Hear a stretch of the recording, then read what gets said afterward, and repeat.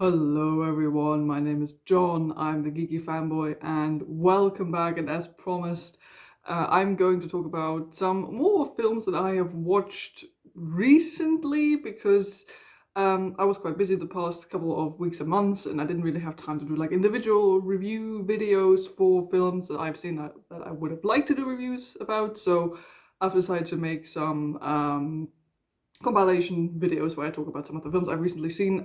If you haven't seen the first one, there's the thingy.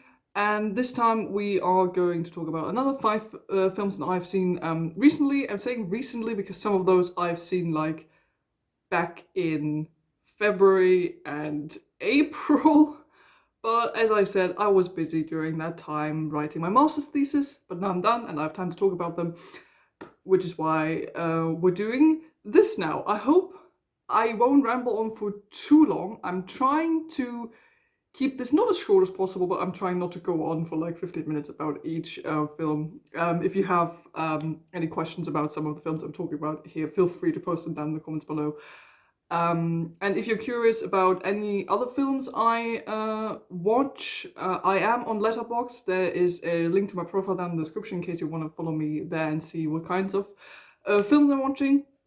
So yeah, that's it for the introduction. Let's get on with it.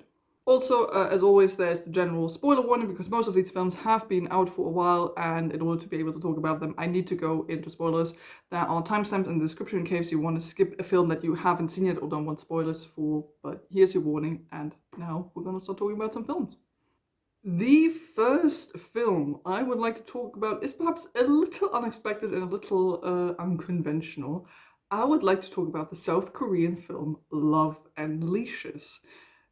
Now, I came across this film almost by accident. Like it was a recommend to me on like the movie websites I check out or something I might be interested in, and I said, yeah, sure. It came around.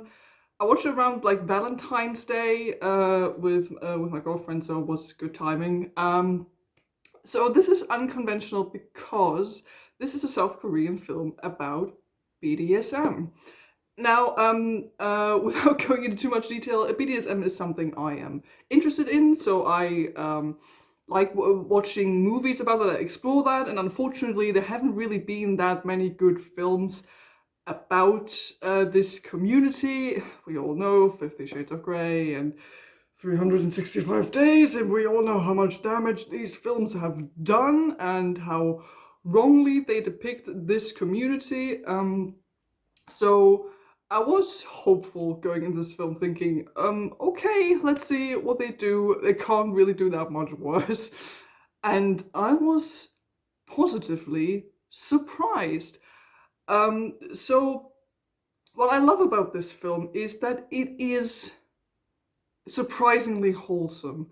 Like, this is not trying to be like 50 Shades or 365 Days. It's not trying to be like, oh, super sexy and edgy and dark. It's not trying to be that at all. It is arguably a rom-com. It really is. So it's about this man and this woman who work at the same office. The guy is new, and she's supposed to sort of like introduce him to the job, what he's supposed to do.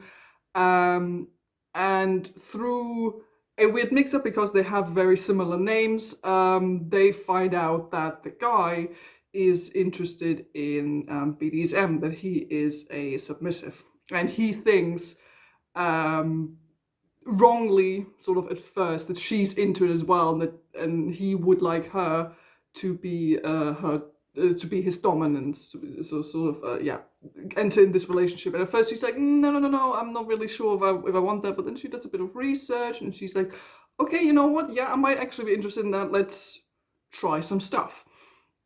And this is what this film does. It just sort of follows these two people as they enter this dynamic together, and they explore their preferences within this community, and they see what they like, what they're trying out, what kind of dynamics and things work for them. And it's just really nice to see a film that explores, BDSM culture in a good an honest and open and really wholesome way.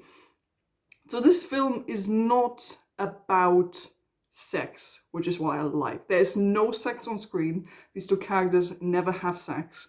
They barely even get naked, if at all. And I like that because it especially shows people that BDSM doesn't have to be sexual by nature. It very often is, but it doesn't have to be, and I like that. And it sort of more focuses on the dynamic and the sensuality and even sort of like more the romance bits. But this is just something that these two people enjoy doing together because it feels right for them because they like doing these things together. And it just I don't know. It's weird to explain, but it just felt really nice seeing these two people explore, especially from her side, since she's newly introduced to this community, to this culture, and she discovers what she likes and that she's actually really into it. Even though at first she was like, I'm not sure about it, and he is just really excited to finally have found someone who's willing to enter this kind of dynamic with him. And it explores different sides of the BDSM community. They do different things, different kinks, different fetishes. They show some very common things like pet play, for example. But they may also show some different things that people haven't heard about. And I like that. It sort of shows you a bit, like a little bit of everything. So it gives you like a little bit of an introduction, you could almost say. I like that the film also addresses like issues and problems within the BDSM community. For example, like fake doms, people who like try to insert themselves into this community in order to just get with someone, even though they aren't really a member of this community. I like that this gets explored.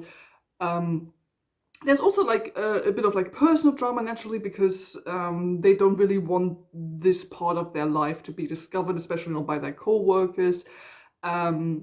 Since everyone is very prudish and not very open about it, and of course there's a bit of drama, things getting discovered, and of course there's like personal relationship stuff because at first they're like, I'm not interested in like romantic relationship, I'm not interested in like sexual intercourse or anything, but of course as the story continues, both of them, especially like the woman, sort of realizes, I might like him actually like more in like a romantic way. But I sort of like that it starts out with her entering this dynamic, and she even like Googles, is it normal to have like a dominant submissive relationship with someone you're not sexually engaged with or romantically engaged with? And everyone's like, yeah, it happens and it's normal. And then she's like, okay, but maybe I do like him, is that okay?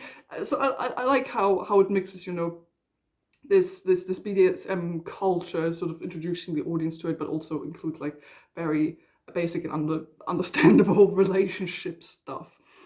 So I really enjoyed this film. Again, it's weirdly wholesome. It's not like a sexed up, edgy, dark BDSM film. If you are interested in this community and would maybe like to find sort of an entry into it, or find a good film that actually explores this in a good and meaningful way, this is a much better film to watch than like 50 Shades of Grey, definitely. Because again, it's weirdly wholesome. It's not like it's not about getting down and dirty. It's not about getting naked.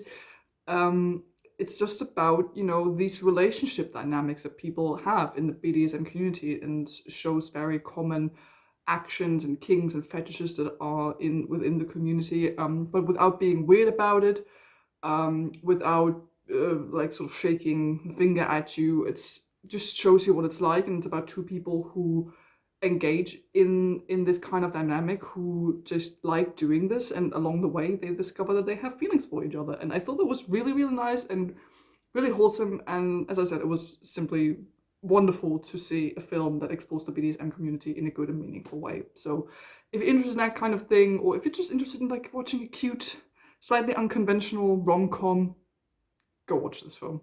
Okay, the next film I would like to talk about is, of course, The Batman. Now, I've been so hyped and excited to finally be able to watch this film. I watched it back in April. I think it was even like on the 1st of April or something that I watched it at my local cinema. And it was an event. I think that was like the first time I've been back at the cinema ever since lockdown started like 2 years ago. I think, yeah, this was like the first proper time back at the cinema with everything. Like with my girlfriend, getting popcorn, making an event, all the people there. It was really good. And I'm so glad it was this film that I saw back at the cinema for the first time. So yeah, I was really, really hyped to watch this ever since the first trailer came out.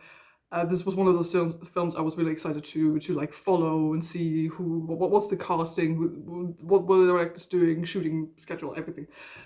I just really followed this because you may or may not be able to tell that I like Batman. And I'm a huge DC geek, and Batman is one of my favorite comic book characters and favorite heroes.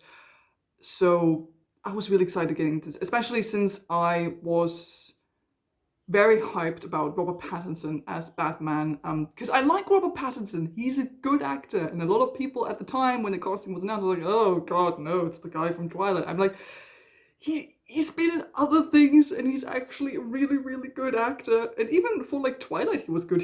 He just did what he was supposed to do. So yeah. So I watched the film. Was really excited.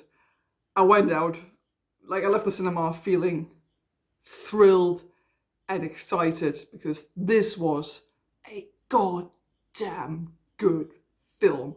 So it was very long. The film is like nearly 3 hours long, but I have to say, still pretty good pacing. Like there were only like maybe 10 minutes in between where I was a bit like, okay, feels a bit long here. Maybe we could have cut that a bit shorter. But overall, I thought the pacing was really good because it really feels like a Batman detective film. Like I know a lot of people have said that Batman in this film finally really feels like the world's greatest detective, which is what Batman is supposed to be.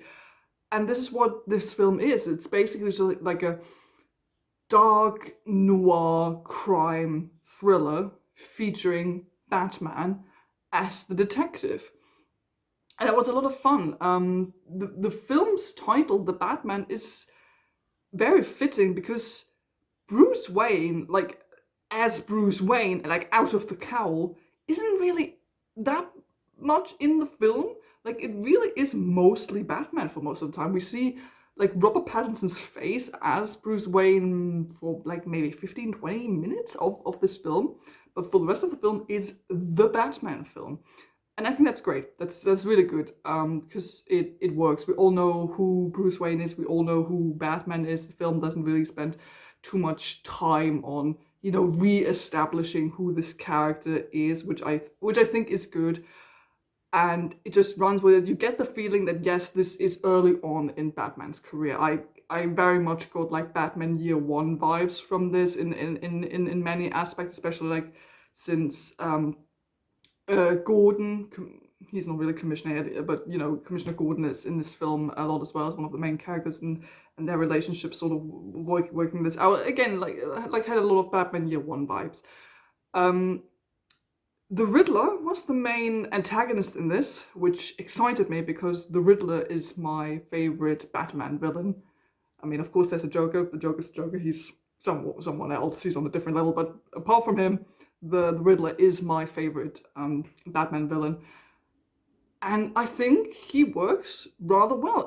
He's a bit different. I think they take a much more realistic approach to the whole scenario anyway. But I think the way the Riddler works, it's sort of like a bit like a very noir mindhunter serial killer kind of vibe, you know, a bit like Zodiac killers, sending the riddles and figuring this shit out, and also like including modern day technology with like social media and everything, a bit of like not really conspiracy theory vibes, but you know, like one of those weird guys on the internet who spouts a lot of stuff and then his fanatics get into it. I like that. I thought that was good. I'm not sure if I'm a fan of the Riddler get-up.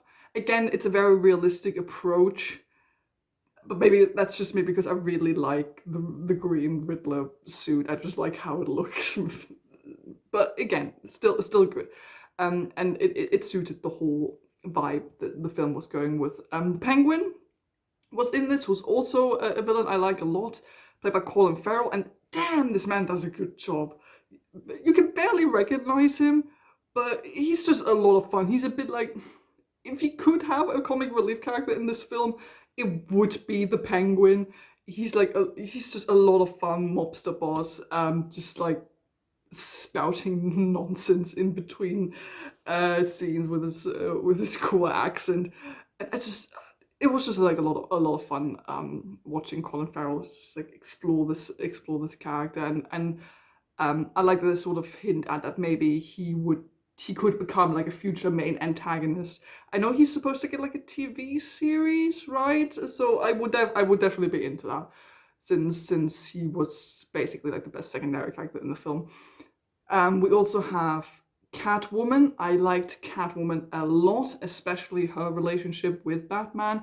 In the film, I like that the film didn't lean too heavily into the romance between the two, but just enough and just right enough so you understood why they liked each other and felt very I know, just like accurate to the comics, that it was sort of like opposed to each other in the beginning, because Batman's like all about justice and Selina's actually kind of a bad guy, but not really. She's got some good sides to her, and they try to work together, and they discover that they sort of like each other in a weird way. And I like how that was explored, but without being too like overly focused on the romance, because that would have distracted, I think, from the rest of the film.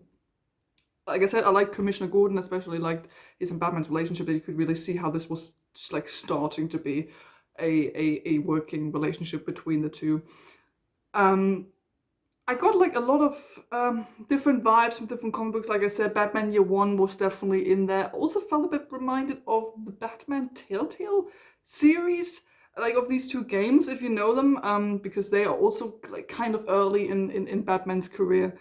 I felt reminded of that as well. Just like lots of different tidbits. If you're familiar with some of the comics or the video games, major Arkham games vibes as well, with some of the stuff, like with the, especially like with how the suit looked. I felt like it looked a bit like from the Arkham series, or from also from the Telltale games. You could tell there were like a bit different vibes from different Batman adjacent media. If you're familiar with them, you would sort of recognize some little bits here and there, which I liked, because you could tell where they took bits from, but it didn't rely on those too much, and very much was able to create like its own vibe and its own standing as a film. And I think this is a really good starting off point for like a new Batman franchise, like sort of a, I don't know, like a spin-off thing. I just really like that DC sort of tries to lean into this, we can have multiple versions of the same character at the same time in our universe. I hope DC sort of leans more into, they're like, okay, we can have this Batman, but we can also have this Joker, but we can also have this Joker. So like, you know, like in the comic books, like you can have many different versions of this one character or of this one city or whatever.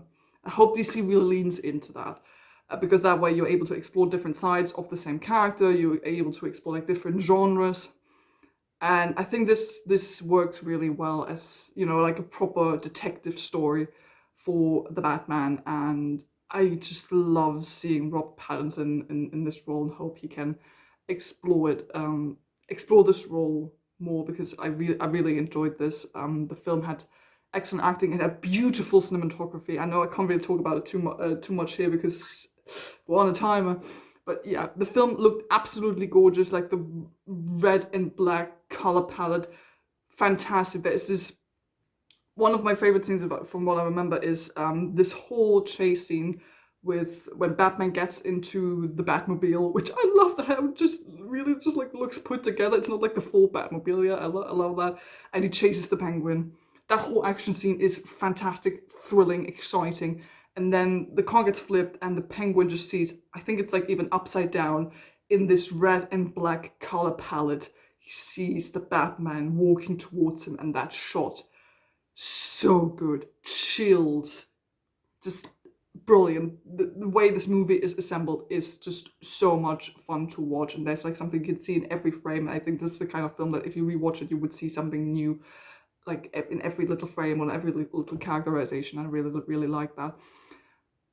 It definitely has potential to be my new favorite Batman film. I think I gave it like a 4.5 out of 5 star rating on Letterboxd. So this is definitely a good film, and if you're a Batman fan, I don't think you will be disappointed. And even if you're not really that big of a Batman fan, I think you'll have a lot of fun with this because it's just a really good crime noir thriller movie. The next film I would like to talk about is another one I had been excited to watch in good ways and in bad ways, namely Fantastic Beasts 3: The Secrets of Dumbledore. So, first off, I should mention I did not pay to see this film. I watched it in a different way without having to give J.K. Rowling any money. Just saying, because we all know J.K. Rowling is a wanker, so we're not giving her any of our hard-earned money. So I watched this because, I'm still curious, I'm still a fan of this world, and, I like the actors. I feel like at this point I'm mostly in it for the actors, and I wanted to know how Mads Mikkelsen did as a Grindelwald. So I watched this, and I was very, very, very confused about how I felt about it. I finished this feeling like bad, good.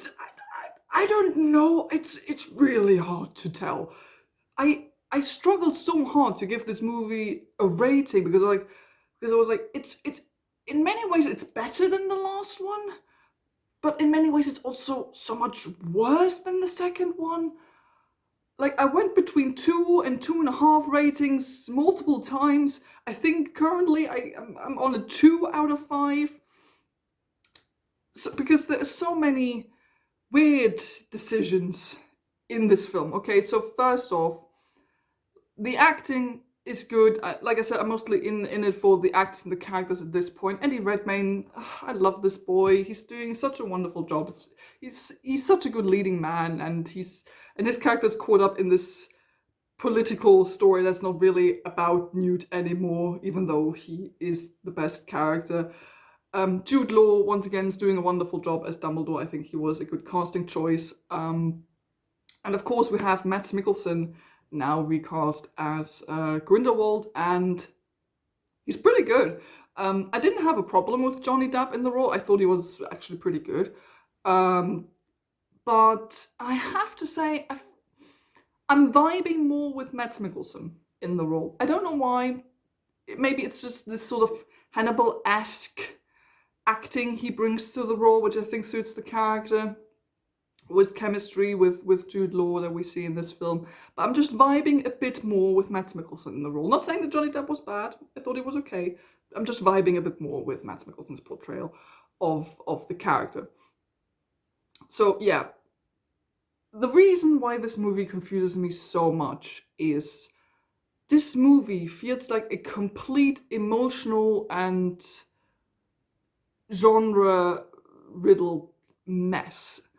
Basically, what it felt like is that every time they wrote a new scene or shot a new scene, they threw a dart at a board to decide what the emotion or the genre or the vibe for this scene was going to be, and it was going to be completely different from the vibe we had from the previous scene. Because I know this isn't theoretically like a kids' movie, because is it PG-13 or like for 12 and up or something? And I know most of the people who watch this film are like my age and older, but like the first half of this film is like a horror film. There's some stuff in there where I was like, what the who hurt you? Who hurt you, J.K. Rowling? What is wrong? I mean, I know what's wrong with you, but what the hell, woman? Like, an adorable, the magical baby deer gets murdered in the first 5 minutes of this film, along with the child's mother. You're like, what the hell? I came here to watch adorable, wholesome, fantastic beasts adventures with some political gay drama. What the hell? So yeah, that's how the movie opens, and then there's this whole bit in the middle or first half of the film, which in and of itself is actually kind of pointless, when Newt goes into the prison to save his brother. First off, are all wizard prisons so messed up? Why can't wizards have normal prisons? Why does it always have to be a prison where, I don't know, you get your soul sucked out, or where you get eaten by a weird scorpion crab monster? Because that thing in the middle, there's like little scorpion crab monsters, and then there's a huge one in the middle. And the huge one in the middle kills a bunch of people in that sequence. And it's horrible. It's absolutely disgusting for like a Harry Potter film, basically. It's just like eats you and then spits out the husk of your body. See, even my books don't like it, they're falling down. And you're like, oh, why? Why is this in my Fantastic Beasts movie? Why? Yeah, so like complete different vibes for these scenes. In between, you have like really awkward conversation scenes between characters. There's this one where it's a new character. She's a teacher, I think, also at Hogwarts. And she goes to meet Jacob. And this scene felt so weird. Because I felt like they were talking and like the movie was assuming we know what's going on. It was just like a really confusing conversation, and scenes like, especially dialogue scenes like that, happen all the time throughout the film, where I felt like the movie is assuming you know things, but we don't. And the characters just talk about, the movie presents stuff, thinking you know what's going on. You're like, I don't know what's going on, because you haven't told me anything. This whole spiel about I even forgot what the organization is called. Basically, you know, where they vote for, where they elect the wizard president. I guess this whole thing, I did not understand. The film was like, oh yeah, there's this big organization we're voting for the wizard president, and like, yeah, but what does the thing do? Is it like the wizard UN? Is it like wizard NATO? Is it like the wizards, I don't know, World Health Organization? I don't know. It could be that this thing, this organization was mentioned once or twice in the original books, but I honestly can't remember. And if it was, it probably wasn't relevant at all. And the film acts like we know who these people are. I'm like, I am not really invested in this election because I don't know what it does, what it is for. What does the magic wizard president do? Is he like king of the entire wizarding world across the planet? Can they change laws however they want? Can they really wage a war against all the muggles in the world? Can they just do that? I don't know, because the film doesn't tell you. I think the film doesn't tell you a whole lot of things. There's so many different genres and vibes going on, and just like general scenes of awkward dialogue or awkward scene composition and editing where you're like, why is this here? Why is this shot in such a weird way? Why are we having a random slow-mo? Is this supposed to be exciting now? I can't tell. I feel like the movie's in a whole different dimension from me as the viewer. So yeah, major confusion. Weirdly enough, I think the story is a little bit more interesting than the second one. I couldn't really tell you why, because a lot of the stuff in the third film feels pointless, but some of the stuff, just while watching it, I'm like, I'm enjoying this a tiny bit more than the second one. I don't really know why, just cause, even though most of this feels pointless, there are characters in this where you're like, okay, you were really important in the last movie, but you're either not here at all, Nagini, or you're in this scene for like, you're in this film for like 2 or 3 scenes, but you're not really relevant otherwise. Queenie, Credence. And you're like, I feel like we should, what even? What even? That was my whole mood for this. What even? I will acknowledge that the movie finally went there and said that Dumbledore and Grindelwald were in love. Granted, they did it in a way where it's very editable, where you can just cut it out for the countries that don't like seeing that kind of thing. But at least they finally put it in there, I guess. I like that you finally see Grindelwald and Dumbledore actually interacting with each other. But I feel like the movies need to give us more. We need to see more of this relationship. I feel like we need, in the next film, if there is going to be a next film, I'm honestly not sure at this point. I feel like we need a flashback scene with like the young Dumbledore and the young Grindelwald seeing them being in love, or seeing why they were so, or why Dumbledore felt he loved this man. Like, you really want to see the appeal, why they liked each other, because at this point in time, we're just really getting told. We're getting told that Dumbledore was in love with him, but we don't really see why. I wish we would have a flashback at some point where this is shown to us, where we see the young Dumbledore and Grindelwald, engaged in this relationship, where we really see what Dumbledore saw in him, or if Grindelwald was maybe manipulating this relationship. I don't know, something like that. And at the end of the film, we're basically where we started, only with the weird blood pact finally broken for really dumb ex machina reasons. There isn't really like a proper explanation. I thought the whole blood pact thing was stupid to begin with, because I was like, why didn't you just take an unbreakable vow? Because that basically does the exact same thing and it can't be broken, because if you do, you die. So why didn't they just do that? I don't know. Credence is basically pointless, and I think supposed to be dying at the end of that film. He turns out to be a Dumbledore. It was dumb. They somehow had to deal with it. Was this the best way they could do it? Probably not. Maybe they should have just retconned and be like, no, Grindelwald died in order to manipulate you, because this seems like something Grindelwald would do. Overall, yeah, because I really need to get on with it. Again, we're on the timer. I felt very confused by this film. Did I enjoy it? Individual bits, yeah. Like I said, I'm mostly into it because of the actors and the characters at this point. But the script, the editing, the way the characters are handled, it's very confusing. I'm honestly, like I said, not even sure if we're going to get a fourth one. I feel like I should make. I feel like I want to make like a whole discussion video about these films at some point, because there's so many confusing things and things we could do better in this film series. But yeah, this third one, it has enjoyable bits, but overall it was very confusing. The next film I watched out of sheer curiosity, because everyone was going on about how bad it is, namely Morbius. So I watched the first trailer of Morbius back when it came out and thought, you know what, could actually be interesting. Vampire superhero or anti-hero, sure, why not? Looks kind of badass, looks kind of dark and edgy, and I like vampires. Why not? I'm not a huge fan of Jared Leto, but I thought, okay, might as well. Matt Smith is in it, and I like Matt Smith because Doctor Who.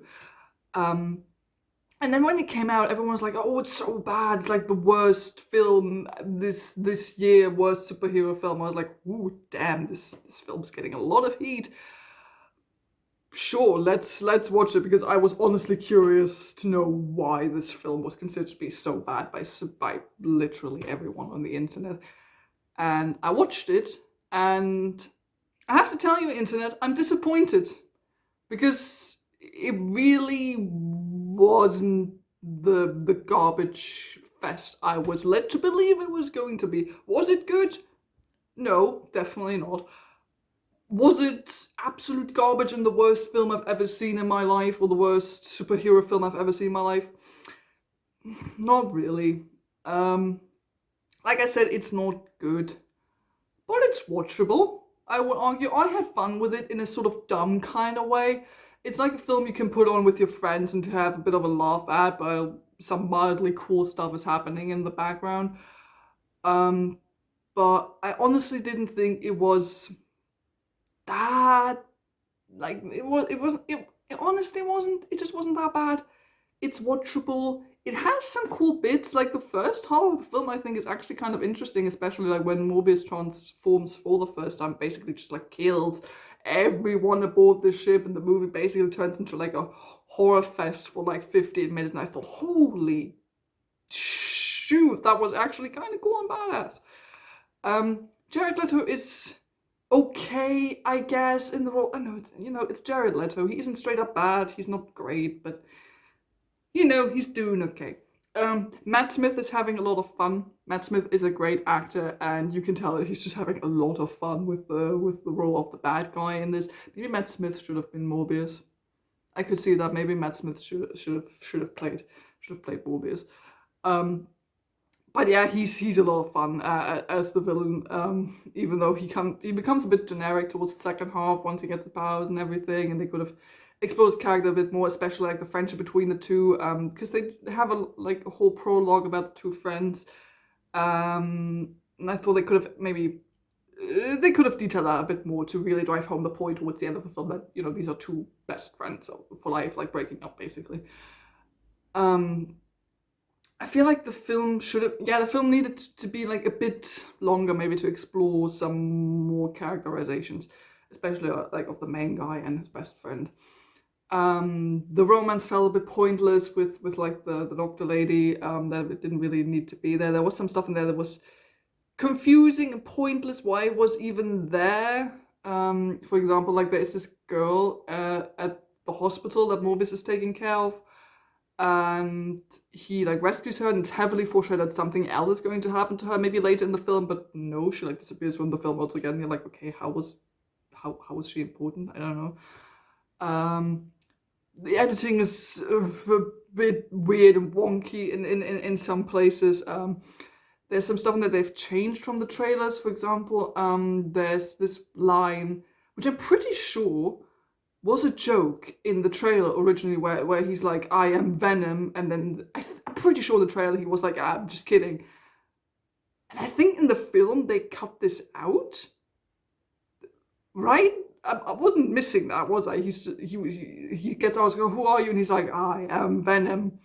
And then the scene continues, and there's no like, oh, I'm just kidding. There's no joke. There was no punchline. I'm like, why didn't you keep it as a punchline? That was like not a great joke, but it was a joke. Why didn't you keep that? It was weird.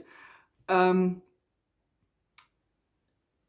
I mean, it's watchable. I think it's not great.